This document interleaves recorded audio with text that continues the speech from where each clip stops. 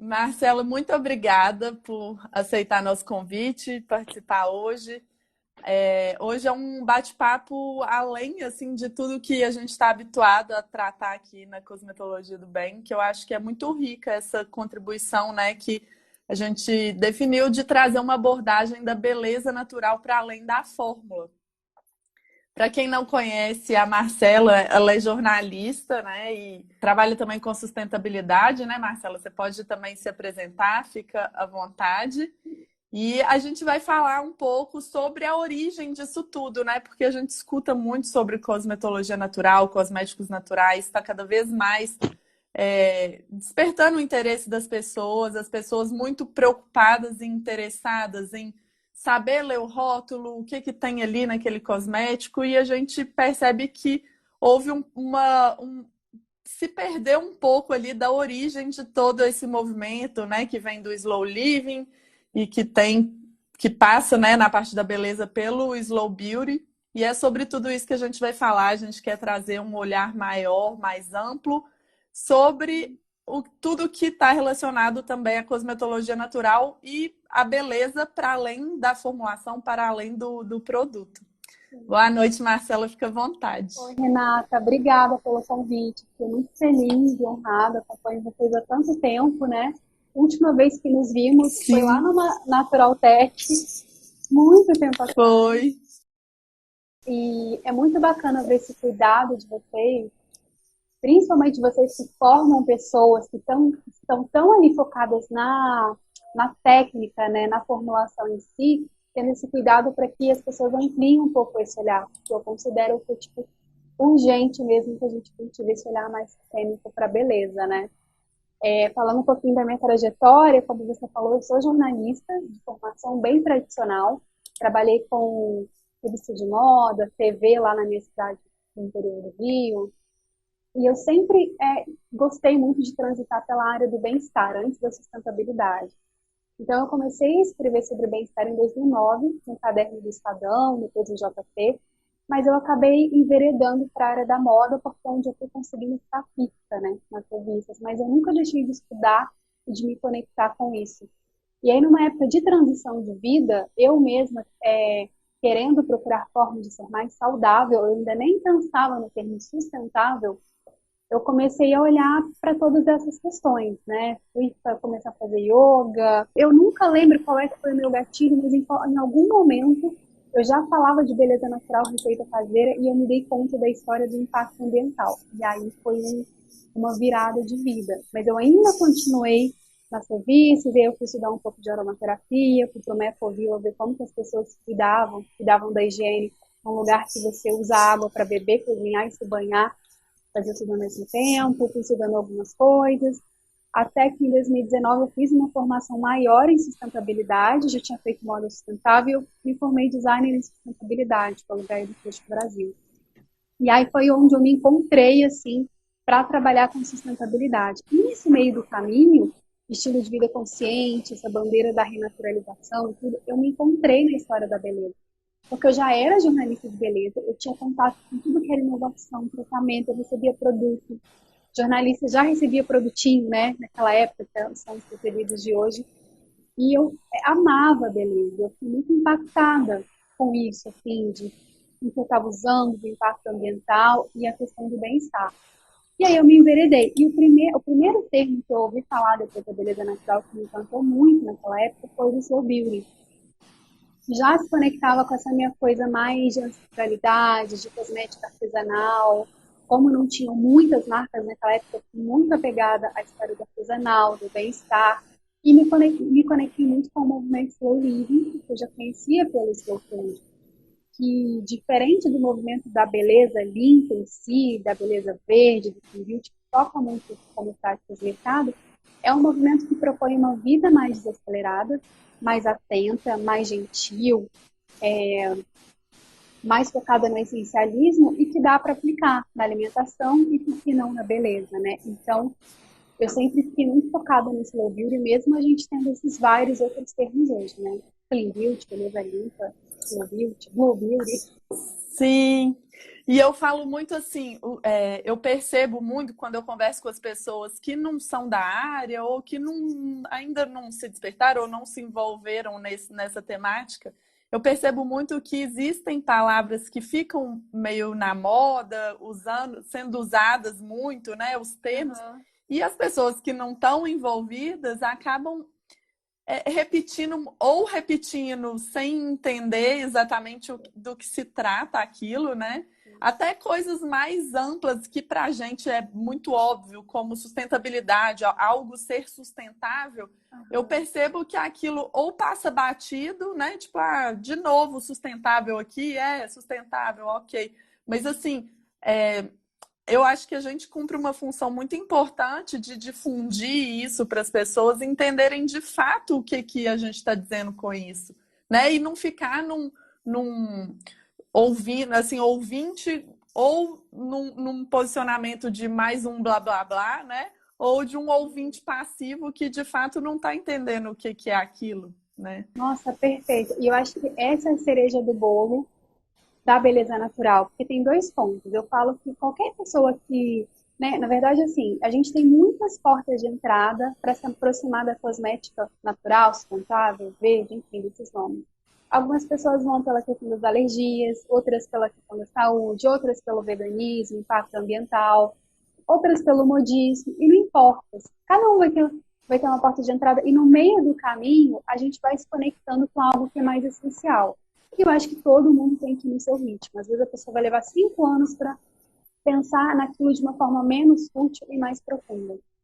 Mas nós já temos mais informação, trabalhamos com isso e somos formadoras de opinião de uma forma ou de outra, a gente tem mais que levantar essa bandeira do galera, não é só produto. A gente tem que se aprofundar nos termos, porque senão é isso que você falou. A gente vai banalizando os termos sem perceber, porque às vezes a gente mesmo repete e os termos eles vão ganhando, às vezes, um sentido pejorativo, que é o que eu acho que aconteceu com o natural. Né? O natural ele Sim, tem um sentido tão bonito, assim, de natureza, de abundância, de seguir o fluxo, de algo mais preservado. E aí, de um lado, as pessoas ficam falando, mas natural não tem ciência, natural não tem química. Um monte de mitos, e aí o natural, com um sentido incrível, ganhou um sentido pejorativo. E aí a galera que quer criticar a beleza natural ou o clean beauty, pega no pé do natural usando um termo ruim. E tá acontecendo a mesma coisa com o clean beauty. Tem uma galera criticando, apontando o clean beauty ser anti-ciência, beleza limpa ser anti-ciência.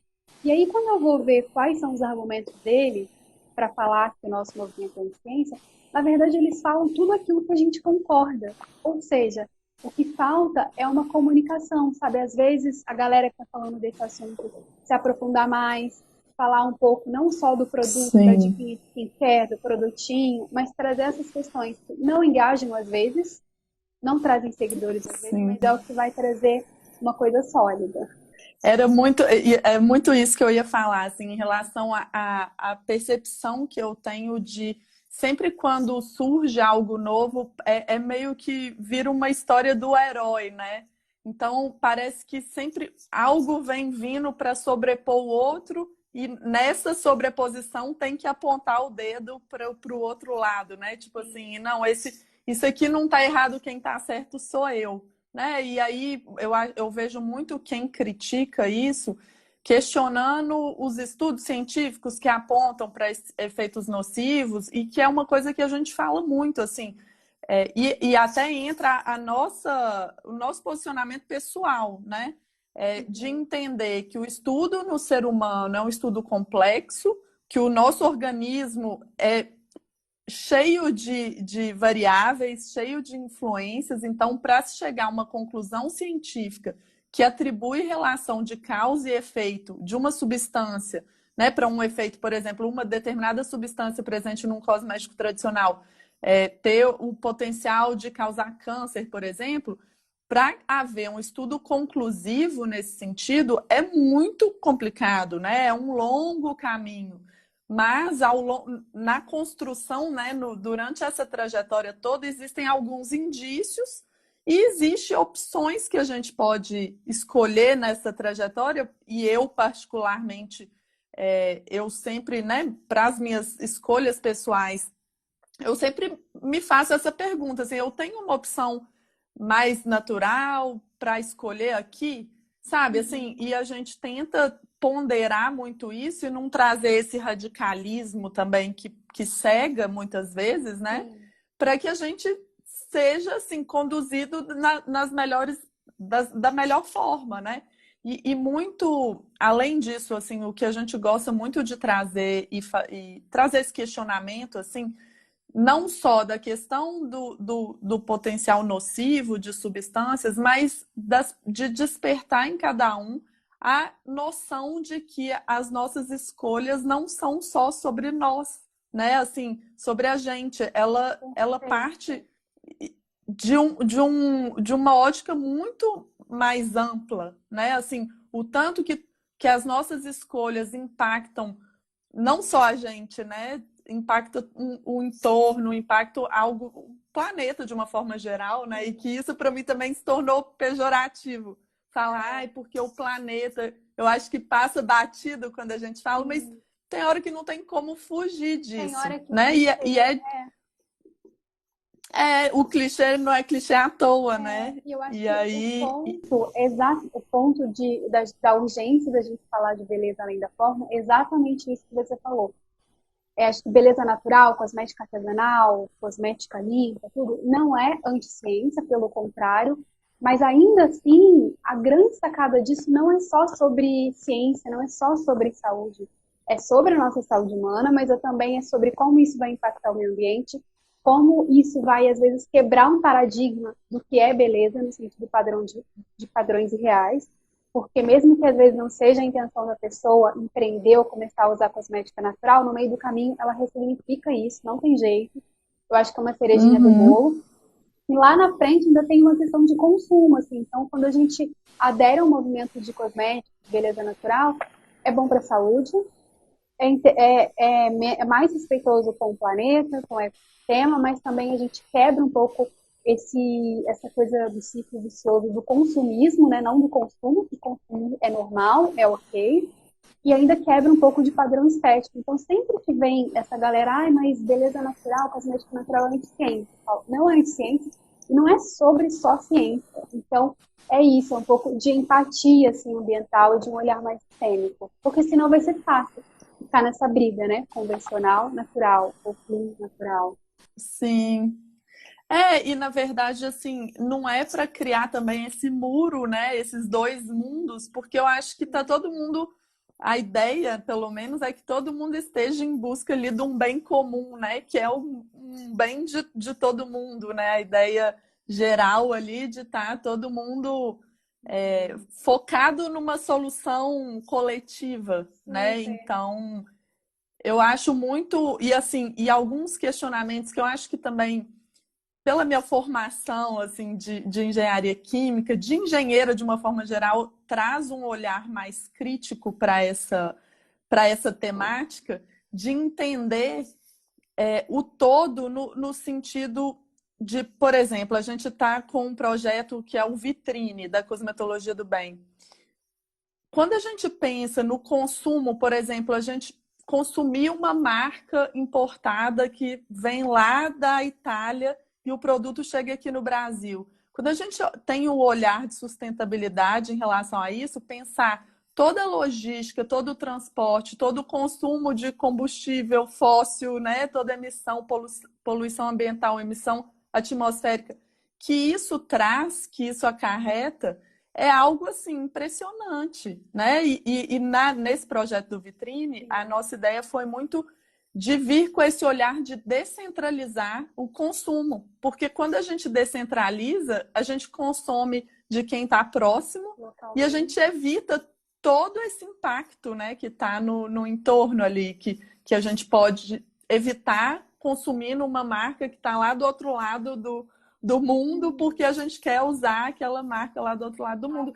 E eu estava falando isso da formação, porque são questionamentos que, às vezes, quem não está muito na área não pensa nisso, assim, não, e não é nem, é por falta de parar para questionar aquilo.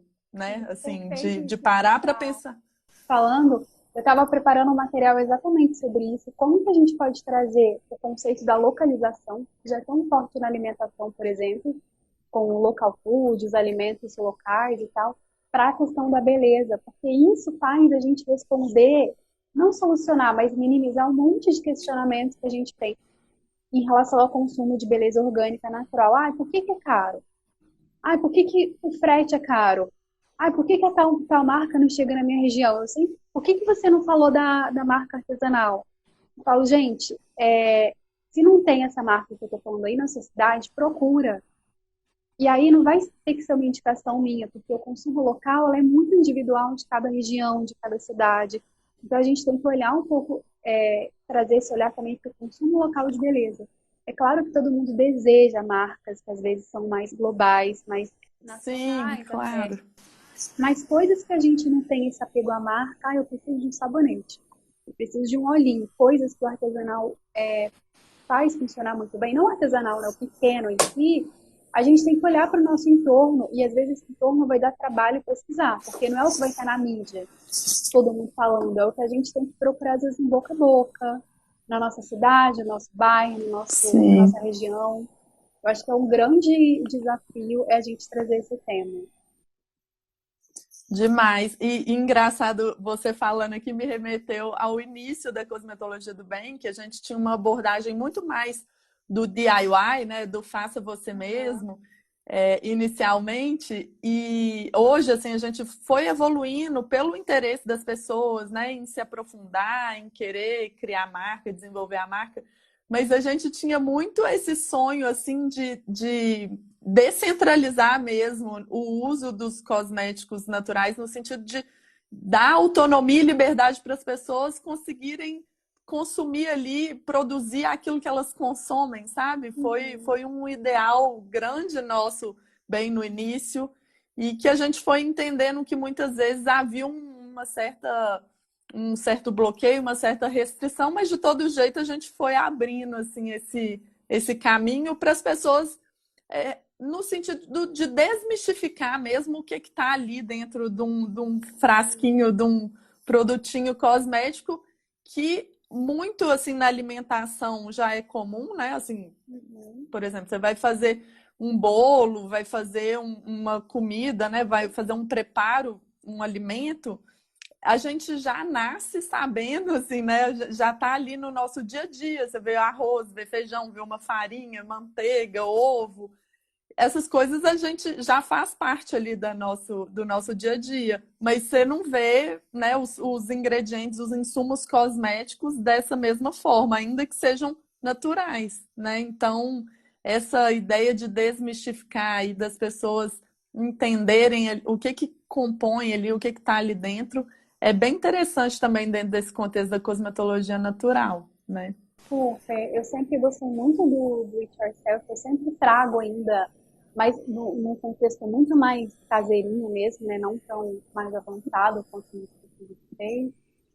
Porque eu acredito que quando a gente sabe fazer e a gente resiste em saber fazer algumas coisas, mesmo que a gente não vá fazer, a gente vai comprar, a gente mantém viva essa questão de uma habilidade manual, a gente mantém vivo que a gente pode fazer sim.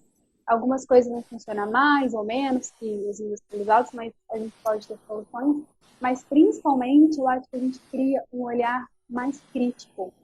Porque essa história da alimentação, quando a gente sabe cozinhar, a gente sabe fazer, a gente tem um senso crítico maior na hora de comprar, na hora de escolher o ingrediente, na Sim. qualidade. Então, eu percebo, eu sempre falo isso quando eu vou dar mentoria. Aprende a fazer um desodorante, mesmo que hoje em dia a gente já tenha muitos para comprar. Na minha época não tinha. Mas o fato de eu aprender a fazer e ter feito durante muitos anos o meu próprio desodorante, hoje quando eu vou comprar, mesmo que eu fosse só uma consumidora que trabalha com isso, eu teria um senso crítico maior de entender a questão da lógica, como funciona o produto, de pesquisar além da marca, de entender o ingrediente. Então, eu acho que fazer, ele ainda tem um papel muito valioso, mesmo no momento em que a gente já tem muita marca para comprar. Sim, sem dúvida. Eu queria que você falasse um pouquinho, assim, você já passou por isso, assim, mas explicasse para o pessoal o que que é, né, o slow living, como que o Slow Beauty se insere nisso, o que que tudo isso tem a ver com cosmetologia natural, porque muitas pessoas não sabem nada disso. Então, vamos situar o pessoal para eles entenderem a origem e como que isso muitas vezes foi se perdendo aí ao longo desse tempo aí. Em geral, quando a gente fala em beleza limpa, cosmética natural, consumo responsável em beleza, não necessariamente a gente vai ter isso do slow envolvido, né?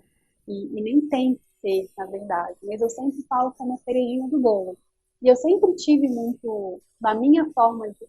Eu acho que foi virando até uma característica minha de falar de beleza natural, já trazendo essa coisa slow, mais holística, porque sempre me fez sentido. O movimento Slow Living, ele é um movimento global que propõe uma vida mais desacelerada. E não é um desacelerado só no sentido de não fazer nada, né?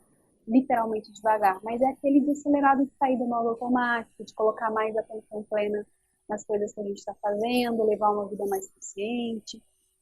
E é muito forte na Europa afora e ganhou muita popularidade depois, na verdade, do movimento Slow Food, que nasceu na Itália já há décadas atrás e ficou muito forte. Aqui no Brasil ele já é forte até, e propõe essa relação mais próxima com a comida, do consumo local dos alimentos, das pessoas cozinharem mais em casa, de resgatar alimentos mais fast food, uma relação mais íntima, né?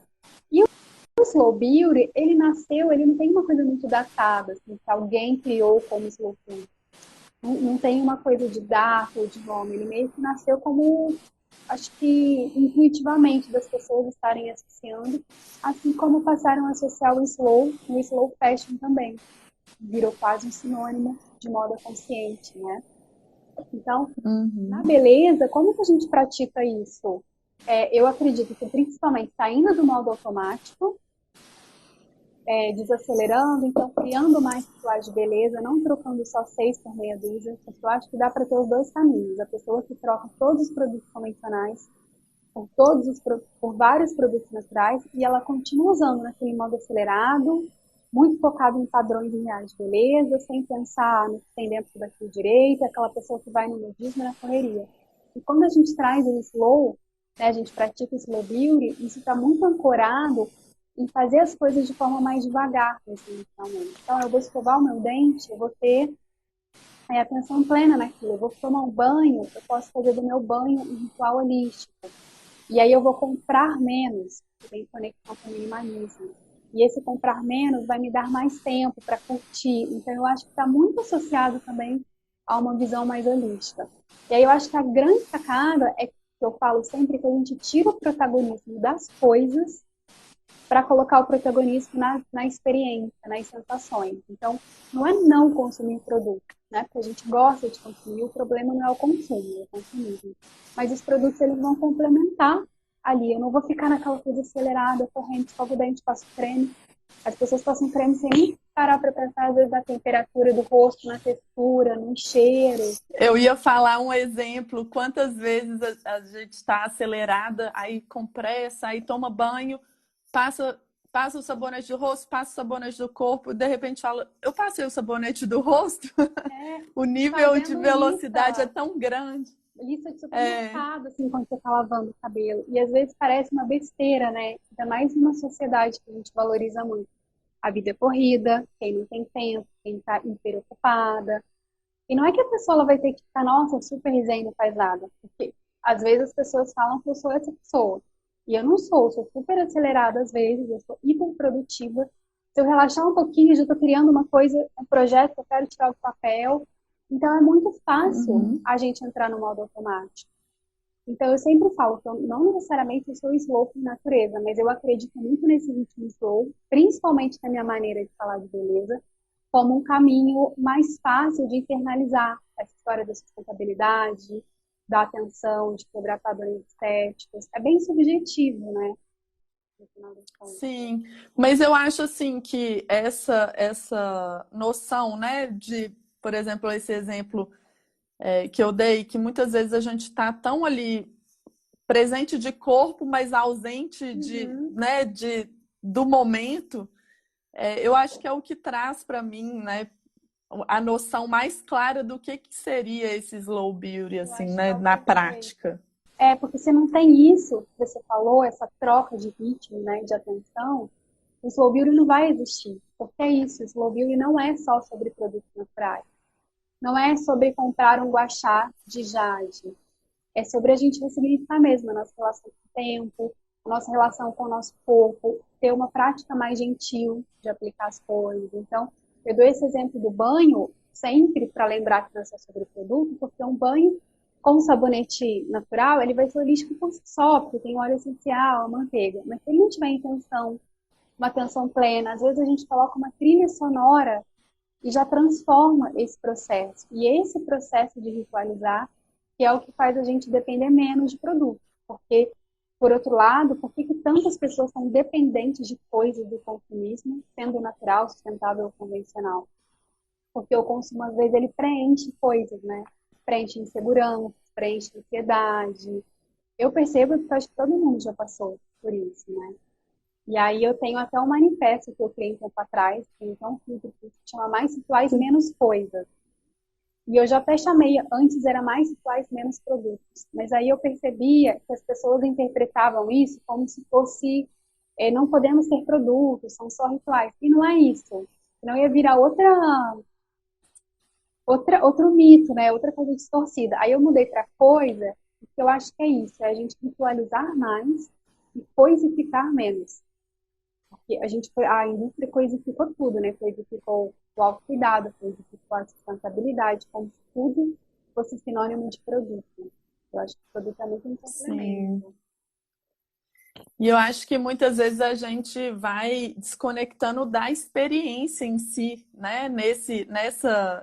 Nessa ideia de coisificar tudo, a gente não também desconecta da experiência em si e fica focada sempre no que tem ali, né? Tipo assim, no produto, no que eu tenho, o que tem de novo, né? Assim, eu acho que a gente fica olhando mais para fora do que para dentro, no fim das contas.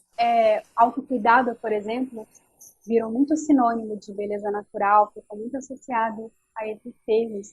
Mas eu acho que é muito próximo, porque a beleza natural ela tem que ser autocuidado por si só. A gente não pode terceirizar muito nosso bem-estar ou a nossa beleza a um serviço, só a um produto. Tem que ser um processo conjunto, né? Eu vou comprar um produto porque eu tenho consciência do que ele vai trazer de experiência para mim. Eu tenho consciência do impacto ambiental. Eu vou fazer ele participar da minha experiência e não vou falar, nossa, vou usar esse produto e ele que lute para cuidar da minha beleza, né? Então acho que é muito sobre responsabilidade nesse sentido também. E você falando dessa questão, né, da experiência, do momento, eu me lembrei de uma live que eu fiz com o Matheus Macedo, não sei se você conhece ele, do Vida Veda, Ai, sim. que Ayurveda. é isso, e a gente estava falando sobre oleação, né? Eu estava trazendo a abordagem de produtos multiuso e dos óleos, né, que a gente pode ter várias funções, e ele estava falando da oleação, né, que tem que tomar cuidado, não sei se eu vou falar o conceito errado, mas enfim, é uma prática A da Bianca. Ayurveda. E É. sim, da medicina Ayurveda, e ele mencionou muito esse aspecto também da presença, né? E ele é super engraçado para falar, ele, não, passa o óleo, fala, oi, cotovelo, quanto tempo a gente não se vê? E eu acho que Ah, é muito isso, assim, né? A gente às vezes não para ali para olhar para a gente, para cuidar da gente, né? E fica nessa correria louca. sim. E eu acho que isso, é, eu estou fazendo uma formação em Ayurveda, o Ayurveda me traz muito esse sentido, assim, sabe, do natural como algo que não é anti-ciência, como algo que não é pejorativo, e isso que eu tanto conectei, mas com embasamento, assim, de argumentos que é muito incrível. Então, eu sempre me aproximei do Ayurveda e agora estou estudando formalmente, porque é algo que me encanta muito. E esse relato que você trouxe é um exemplo do quanto o produto ele pode sim ter um protagonismo do bem na nossa rotina e fazer com que a gente ressignifique a experiência. O produto não é um problema, né? O problema é quando a gente ignora a experiência. Então, o óleo vegetal, eu sempre falo, às vezes, nas mentorias, quando as pessoas, ai, o que a gente troca primeiro? Eu sempre digo, O óleo vegetal ele é muito revolucionário, porque ele traz essa questão do toque, do cheiro. É algo que é natural ali, literalmente, e por si só ele já é um cosmético cheio de propriedades. Eu acho que é o tipo de produto, Sim. assim, que é o produto que pode ser protagonista. Sim, eu acho muito interessante assim o óleo vegetal e a ou misturas de óleos vegetais com óleo essencial. É a primeira experiência para quem está entrando nesse universo da cosmetologia natural e fazer as pazes, né, com textura oleosa também, porque a gente percebe que existe muito assim, muitas pessoas que têm um pouco de aversão ali ao oleoso, mas porque não teve esse contato próximo, né? Esse aprofundamento e o entendimento do que ele pode trazer de benefícios ali para e quais as substituições que ele pode trazer também em termos de cosmético, né? De substituir outros cosméticos e da gente entender que muitas vezes produtos simples cumprem funções muito boas, né? E muito maravilhosas e trazem também a experiência muito satisfatória, né? Imagina, uma pessoa que tem um óleo vegetal ali de boa absorção, ela não precisa nem de acessórios, ela pode fazer uma automassagem no rosto, ela pode aquecer esse Sim. óleo em banho-maria e fazer uma oleação, pode fazer uma massagem no ventre, na TPM, uma massagem nos seios, que ela tá ali ovulando, ela quer uma coisa diferente da TPM, que é para relaxar, né, introspecção, ela pode mais a expressão, passar no cabelo para uma aumentação, remover maquiagem, e aí faz um escalda-mesmo. Aham. É muita coisa que dá para fazer, né? Então é meio que ressignificar esse Sim. olhar, porque a gente é acostumado, e eu fui uma pessoa acostumada a isso, inclusive, escrevi muitas coisas erradas sobre beleza, que eu era forte em beleza convencional, porque a indústria impõe isso. Ai, não, o óleo é ruim por isso. Aí a gente precisa ter tantos produtos, a gente precisa ter um produto anti-frizz. Sendo que o frizz no cabelo, a gente pode. Ele é uma manifestação, ele não é uma coisa que a gente tem que ter um produto para tirar, né?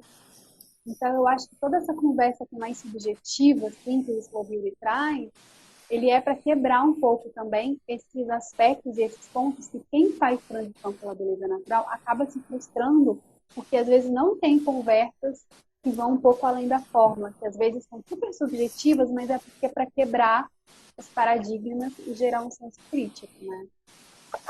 Sim, e essa questão que você mencionou dos olhos, né? Assim, e aí você pode fazer mil, né? Ele pode desempenhar mil funções. Eu não me esqueço uma vez que eu estava com um bálsamo, né? Mas ele era de uma marca, assim, eu não era feito por mim mesma. E aí eu peguei, como eu sabia, conhecer a fórmula, né? Eu peguei e passei ele nos lábios. E eu tava com uma amiga minha que falou: Você tá doida? Você tá passando. Esse bálsamo era para as unhas. Uhum. E aí ela falou: Você tá doida? Você tá passando um negócio de unha na boca? Aí que eu despertei para isso, assim, gente, realmente as pessoas têm, assim, o produto cosmético não é, não traz ali clareza do que tem e desse intercâmbio. E a cosmetologia do bem, a gente tem muito essa intenção, assim, de desmistificar mesmo o que tá ali. E eu acho que até a legislação tem acompanhado muito isso, né? Agora tem uma legislação que ainda não está em vigor que pede que os ingredientes sejam listados também em português. Isso eu acho que vai ser um passo muito importante para desmistificar mesmo ali o que que tem ali dentro daquele frasquinho, né? E para as pessoas ficarem mais próximas do que elas estão usando de fato. Porque nesse sentido de ler rótulo, eu acho que todo mundo se interessa, todo mundo acha legal, mas como é difícil, é muito mais difícil na alimentação, as pessoas deixam passar, porque pesquisar a origem das coisas dá Sim, trabalho, né? Eles querem tudo mastigado. Então, é um processo difícil, assim, eu aprendo sempre, é uma coisa de colega, né? Então, todo o meu estudo tipo, é comunicação, sustentabilidade de forma muito tempo. No máximo que eu fiz foi uma terapia, uma coisa bem mais bruxinha, assim, então é difícil pensar. E aí, tem 2 anos atrás, eu comecei a criar com duas sócias nesse projeto uma plataforma para leitura de rótulos, que é a Link, link.com.você. E a gente se deparou com Que legal. muitas questões, porque nós queríamos ser, tipo, o G da vida, né? Essas coisas. E além de regulamentações no Brasil serem diferentes, a gente chegou num ponto, o quanto a gente fazer uma coisa muito assim, da nota, aquela coisa pré-estabelecida, não iria criar mais mitos em relação a isso. Não seria, às vezes, injusto com marcas num país que a regulamentação está mudando. Então, tanto ser injusto com marcas pequenas ou grandes, ou às vezes passar pano. E aí a gente chegou à conclusão de fazer uma plataforma que você só pesquisa ingrediente e aí vem uma coisa bem basicona, tipo glossário. E as pessoas sempre reclamam, Ah, mas não tem a nota da marca tal, não sei o quê, porque falta essa coisa de pesquisar, né? e acaba que é uma responsabilidade muito grande, porque a nossa intenção não é demonizar nada nem ninguém, Exato. né? A gente quer só trazer informação e o que eu sempre falo é fazer com que as pessoas façam escolhas e tomem decisão baseadas no conhecimento e não na Sim, falta dele, né? sim. Então, assim, toda a nossa ideia, e eu acredito muito que seja a sua também, né, ao difundir esse tipo de informação, é munir as pessoas de conhecimento, de senso crítico, né? E também tirar essa ideia de dois lados, né? De um lado certo, um lado errado. A gente vê também muitas marcas que antes, né? Isso é natural de acompanhar também o mercado, né? Marcas se adaptando, né? Dentro das limitações, óbvio que existem ali, dentro Uhum. desse contexto de já existir um produto, né? Então a gente percebe que há um caminho para isso, né? Para melhorar, um caminho que escolha substâncias, insumos mais naturais. Então, Uhum. eu acho que tem que ser um caminho conjunto, né? Eu acho que tem que ser todo mundo em prol de um bem comum, preocupados e não um querendo sobressair em relação ao outro, com a história do herói, assim, né? De não, É, eles que estão errados, eles que estão certos, eu que estou certo, né? Eu acho que essa ideia só traz separação, só traz divisão e não agrega, não soma, não multiplica, né? Eu acho uhum. que não tem função isso. Concordo muito. Então, E acho que distancia a gente do movimento real, né? Por que que a gente tá falando de tudo?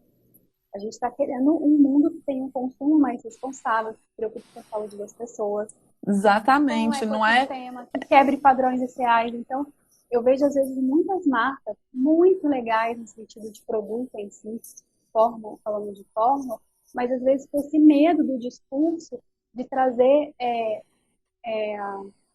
discussões mais profundas, como se tivesse medo de que as pessoas, com tanta informação, fossem comprar menos. Ouvir essa briga também. Quem que é o melhor? É o orgânico? É o natural? É o biodinâmico? É o artesanal? Ou é o clean? Como se fosse... E, na verdade, a gente tem que ter opção para todo mundo, né? E eu acho que, na verdade, também rotular dessa forma acaba trazendo mais confusão para o consumidor, né? Que muitas vezes fala, não, mas qual que é a diferença? O que é o quê? Não estou entendendo nada mais. Não quero. Aí, às vezes, traz até um efeito rebote, né? Porque fica tanta definição ali que a pessoa fala, não quero saber disso, não. É, Vou comprar o que eu estou comprando, não quero nem ler o rótulo, que chatice, né? E enquanto que, na verdade, a ideia é fazer as pessoas questionarem, e muitas vezes isso pode soar um papo meio chato, né? uhum, É, mas isso só soa um papo chato quando a pessoa não entende a fundo o que aquilo pode causar, sabe? Eu fiz mestrado em meio ambiente e, assim, essa consciência da questão de sustentabilidade, de geração de resíduos, eu acho que é uma consciência que todo mundo tem que ter, sabe? Assim, não, enquanto cidadão mesmo, sabe? uhum, Assim, a função, porque é algo de impressionar. E de novo, eu acho que vem muito assim. Tem hora que eu percebo isso conversando com as pessoas, assim, né, que não são da área, que também não trazem esse questionamento de assim, gente, a gente usa uma embalagem, que é uma coisa que dói meu coração, a gente usa uma embalagem de um cosmético, a embalagem tá ali maravilhosa, perfeita, o cosmético acaba, você pega ela e joga num lixo. E como que é esse caminho? Não existe, não, né? Não existe vamos dar a descarga e vai para o buraco negro do planeta. Isso não existe. E aí, muitas vezes, isso soa um papo chato, tipo, nossa, lá vem essa história. Mas é real e tá na hora de todo mundo ter consciência disso, né? Eu acho que você tocou num ponto super importante, que é, não existe, que é o questionamento. Não existe, primeiro que não existe marca sustentável perfeita, nem vida sustentável perfeita, né? A gente tem que ser o mais sustentável possível. E só de existir a gente já vai ter um impacto. Toda marca vai ter um impacto. Mas sobre questionar sempre, não existe sustentabilidade sem questionamento. Então, se eu compro um produto e me abstenho, finjo que eu não sei se aquilo tem impacto, é naturalzinho, é orgânico, então acabou. Eu, como consumidora, não estou sendo tão sustentável assim. Porque eu preciso questionar, mesmo que seja natural, tá? Qual o impacto daquela cadeia? A marca, ela consegue rastrear minimamente? Ela se preocupa em educar o consumidor no pós-consumo? E depois que eu mesma consumi? Eu usei até a última gota, tem gente que joga fora com coisa dentro. Eu lavei para mandar para reciclagem? Ou eu ainda consegui pegar aquele frasco e criar um novo uso para ele? Que a gente precisa prolongar das coisas que a gente está pensando. Então, são muitos questionamentos, porque se a gente ficar preso, e é o que está acontecendo nesse momento, na beleza produto, beleza sustentável, é comprar um produto sustentável. O movimento não vai adiantar nada, né? Vai porque vai ter uma redução de impacto, mas não vai ser uma revolução de fato. Sim. Tem que questionar. E é chato, às vezes, questionar, porque a gente vai ter que sair da zona de conforto, vai ter que sair da praticidade, vai ter que ser responsável por aquilo, porque, de um lado, são as empresas querendo passar a responsabilidade para a gente, né? Não tem economia circular, não se responsabiliza pela própria embalagem, e do nosso lado, a gente quer que as empresas entreguem tudo zero impacto, e zero impacto não existe. Eu acho que a gente tem que fazer essa cocriação, assim. Mas eu falo muito assim, e eu acho que compartilhar isso é bom porque é reconfortante, porque é chato, assim, muitas vezes eu me pego também assim, nossa senhora, que coisa chata, eu vou ter que olhar isso. É desgastante, né? Mas é a nossa responsabilidade. Se a gente não pensar nisso, não tem ninguém para pensar, né? Assim, somos nós mesmos que temos que cuidar. Então, assim, muitas vezes eu me pego nessa situação de estar preocupada, ai, nossa, acabou até além dos cosméticos, né? Acabou. Eu sempre dou o exemplo porque isso é bem recorrente, assim, de vidro de azeite. Tá lá o vidro, ainda é em vidro, perfeito, maravilhoso, o azeite acaba. Aí você pega aquela embalagem que, inclusive, custou bem caro para quem produziu. Muitas vezes a embalagem custa o mesmo preço do produto que está dentro, ou às vezes até mais caro. E aí você pega essa embalagem, usa o produto, pega a embalagem e joga ela no lixo. A gente tem um problema. Para onde que vai o lixo? O que vai ser feito, né? Se não reciclar, não girar. A gente coloca hoje, dispõe em aterros sanitários, que são, né, dentro de uma engenharia, uma coisa controlada e mais cuidada, são pilhas de lixo, né? Isso quando não é lixão, né? Lixão a céu aberto, que aí sem regulamentação nenhuma, joga lixo em cima de lixo, é aquela bagunça, aquele caos. Então, assim, a gente tem que ter consciência e entender que é isso que acontece. E o que fazer, né? Eu acho que nem sempre vai ser fácil, nem sempre a gente vai conseguir ter a escolha sustentável perfeita, mas a gente consegue ter a mais responsável possível. Então, às vezes a gente vai começar jogando fora o vidro de azeite, para ser o exemplo, com não tão assim de boa, né? Tendo dor na consciência. Essa dor na consciência já vai ser uma sementinha que vai fazer a gente procurar uma solução. E cada pessoa vai ter que ter a própria solução. Ou comprar de uma marca que tem uma embalagem XYZ, ou comprar menos, ou criar um jeito de usar aquela embalagem ou alguma coisa. Tem um dado do WWF, né, o Fundo Mundial para a Natureza, que é que o brasileiro descarta 1 quilo de lixo plástico por semana. O plástico é leve, então imagina o tanto de plástico, né? E eu sempre fico pensando o quanto que a maioria sai da minha rotina de beleza e bem-estar. Porque a gente é embalagem, né? Até as embalagens naturais é muito plástico. Então, acho que o plástico, por exemplo, é um problema que ainda precisa de muita inovação para ser resolvido. Nem tudo a gente consegue trocar o plástico. Eu tenho tentado demonizar muito menos o plástico hoje em dia do que eu já fui radical. Eu acho que a gente também pode se responsabilizar um pouco, sabe? O que que eu vou fazer com essa embalagem? Ah, eu vou guardar alguma coisa, eu mesma eu não vou simplesmente jogar no lixo, né? E aí eu acho que quando a gente Sim. desacelera, a gente sai desse modo automático que a gente falou no começo da live, que é o que permite que a gente repense isso. Porque se a gente está se cuidando com mais calma, está mais atento, num mood de mais gentileza, a gente vai falar, nossa, essa embalagem, o que que eu posso fazer com ela? Ah, hoje eu vou usar até a última gota, eu vou lavar e vou tentar criar algo com essa embalagem. Na Sim. correria ninguém Eu acho que pensa, é né? de jeito nenhum. E eu acho que a ideia também de comprar em embalagens maiores, né, evita muito esse, essa, essa produção intensa, né, de pequenos frasquinhos. Assim, eu pensei muito no caso do azeite, assim.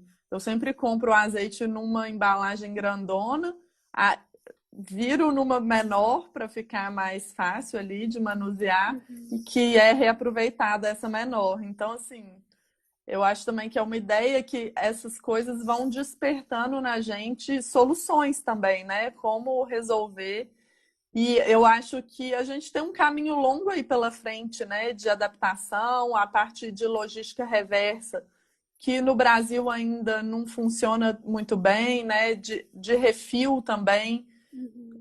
de embalagens refil. Ainda não é algo tão ali, por exemplo, também uma coisa que a gente já pensou muito assim, né, na questão do cosmético a granel, né? Que hoje em dia, em termos de alimentação, já tem mais, assim, não sei aí, mas aqui em Belo Horizonte a gente tem várias lojas assim que vende a granel, castanha, farinha, arroz, né? E isso facilita muito essa questão de diminuição da geração de resíduos. E não tem tanto, né? Eu desconheço uma loja de cosméticos a granel ali, que imagina, a gente chega com a nossa embalagem. Você pode ter uma embalagem na sua vida inteira, né? Imagina você ter um Sim. frasco âmbar que acaba, cada um fica responsável por higienizar o seu próprio, a sua própria embalagem.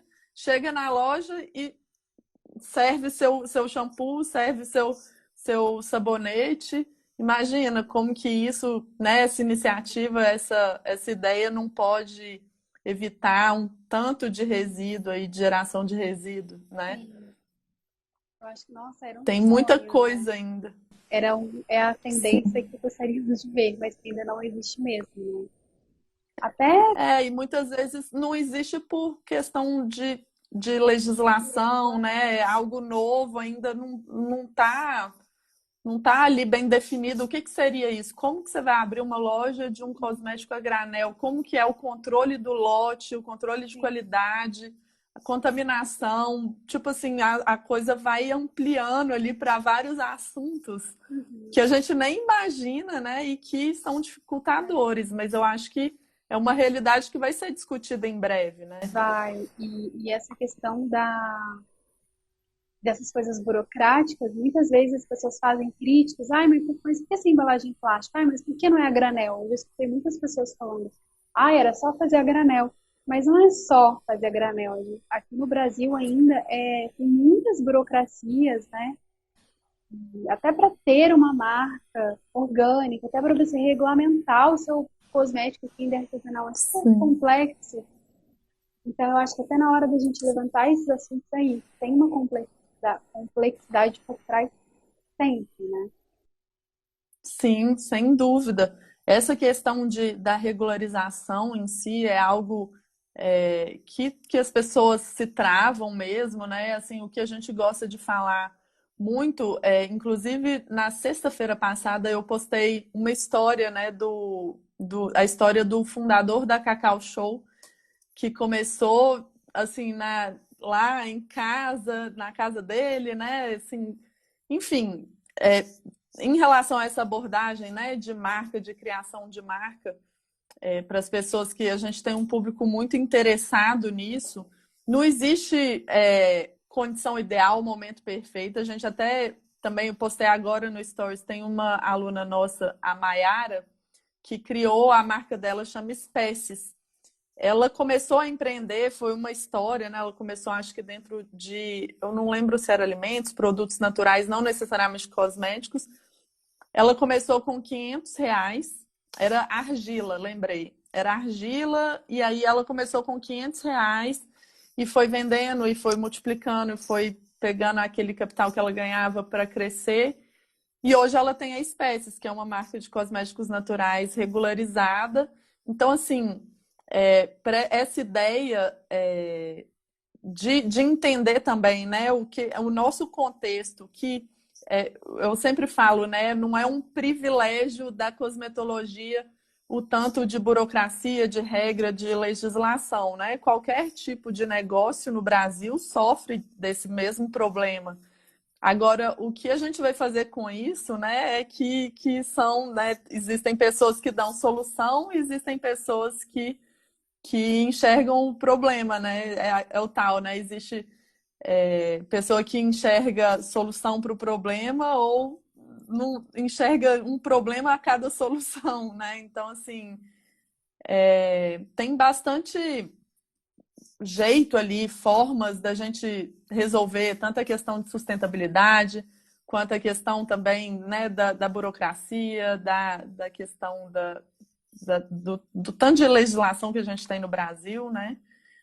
É só mudar o olhar, né? É só direcionar, se programar para enxergar mais solução do que problema. Ser um pouco mais flexível e resiliente, né? Acho que é importante. Sim, Empreende nessa área, ter a bandeira mesmo.